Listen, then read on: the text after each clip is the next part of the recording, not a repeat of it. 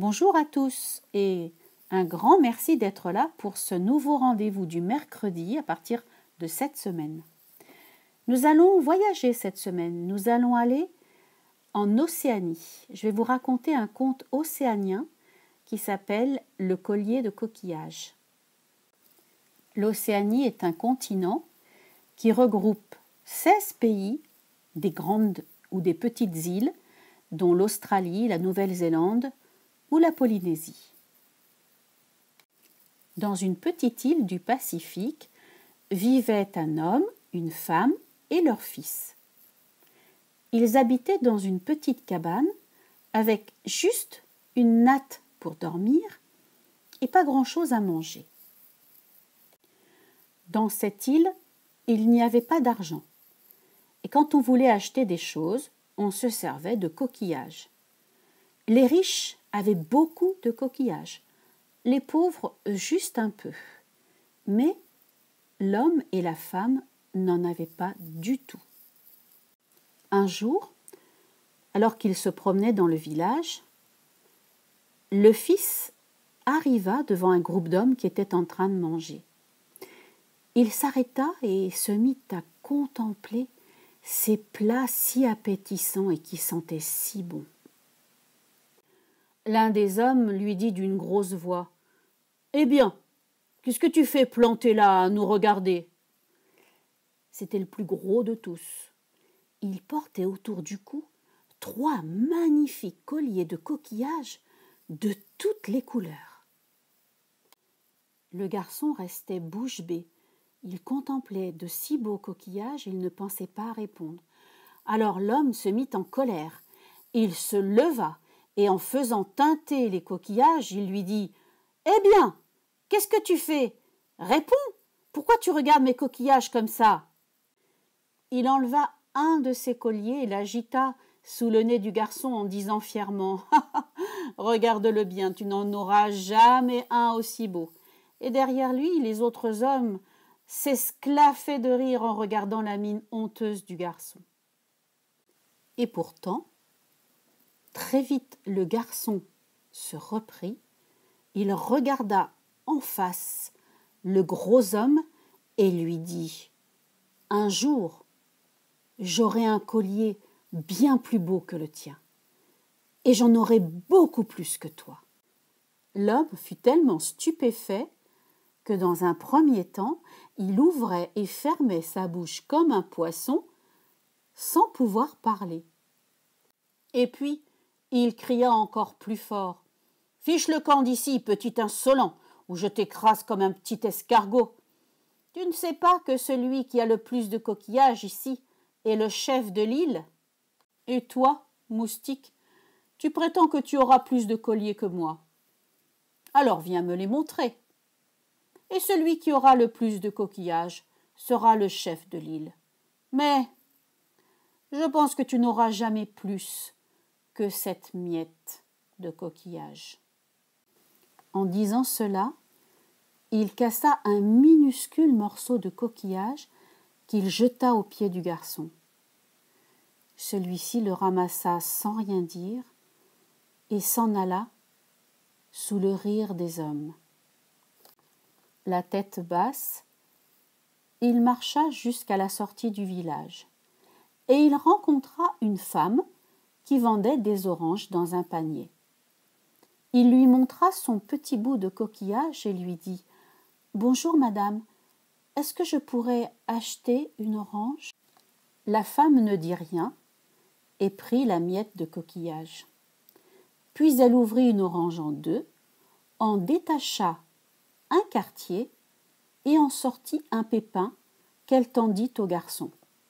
« Tiens, dit-elle, prends ce pépin, c'est tout ce que tu peux acheter avec ta miette de coquillage. » Et elle se mit à manger tranquillement son orange.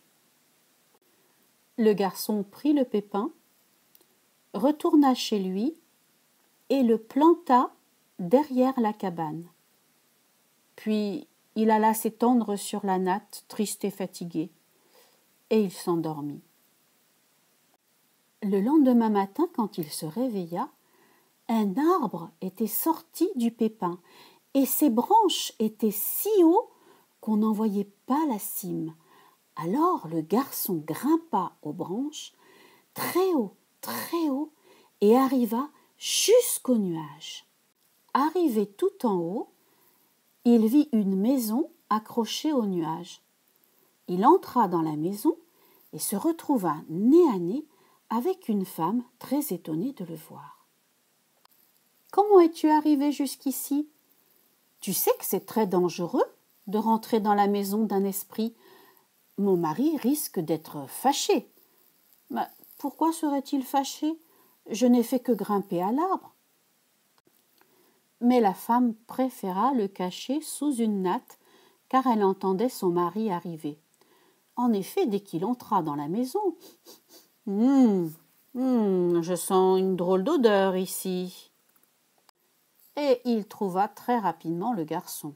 « Je savais bien que ça sentait l'homme. »« Mais non, dit sa femme, ce n'est qu'un garçon. Allons, laisse-le tranquille et viens manger. » Ils se mirent tous les deux à manger, et la femme donna une écuelle au garçon. Il souleva le couvercle, et l'écuelle était pleine de nourriture. Il commença à manger de bon appétit, mais il avait beau manger, l'écuelle était toujours pleine. Son ventre était devenu rond comme un ballon. Alors il remit le couvercle sur l'écuelle. Puis la femme lui donna un morceau de bambou rempli de coquillages. Émerveillé, le garçon faisait couler les coquillages dans la paume de sa main. En quelques secondes, sa main fut pleine de coquillages, mais il en coulait toujours, et ça tombait sur sa main et ça tombait par terre. Il y en avait tellement qu'il ne pouvait pas les compter. Le garçon ramassa soigneusement les coquillages, un par un. Il les remit dans le bambou, puis il remercia la femme esprit. « Prends encore ceci, lui dit-elle, en lui tendant une hache. Quand tu seras redescendu tout en bas, coupe l'arbre avec cette hache, car les hommes ne doivent pas monter dans la maison des esprits. » Le garçon prit la hache et remercia une fois encore la femme esprit. Puis il redescendit, en emportant avec lui l'écuelle, le bambou et la hache. À peine arrivé au sol, il prit la hache et coupa l'arbre. Puis il entra dans la cabane et appela ses parents. « Papa, maman, prenez cette écuelle et régalez-vous. Moi, je dois aller voir quelqu'un et je reviens. » Il alla trouver le gros homme chef du village, qui se mit à rire en le voyant. « Alors, microbe, tu as tes coquillages ?» lui dit-il en secouant ses colliers. « Si tu veux, nous allons d'abord compter les tiens, » dit le garçon. Alors les voisins arrivèrent tous et firent un cercle autour d'eux, et ils commencèrent à compter les coquillages du gros homme. Le chef du village avait beaucoup de coquillages, mais quand le garçon montra les siens, tous restèrent bouche bée. Ses mains en étaient pleines et il en tombait encore et encore. Il y en avait tellement qu'il fut impossible de les compter. Le gros homme ne riait plus et alla se cacher dans sa maison. Alors tout le monde applaudit le garçon, et c'est ainsi qu'il devint le chef du village. Et c'est ainsi que se termine mon histoire. Je vous retrouve la semaine prochaine pour un nouveau voyage et une nouvelle histoire. Au revoir.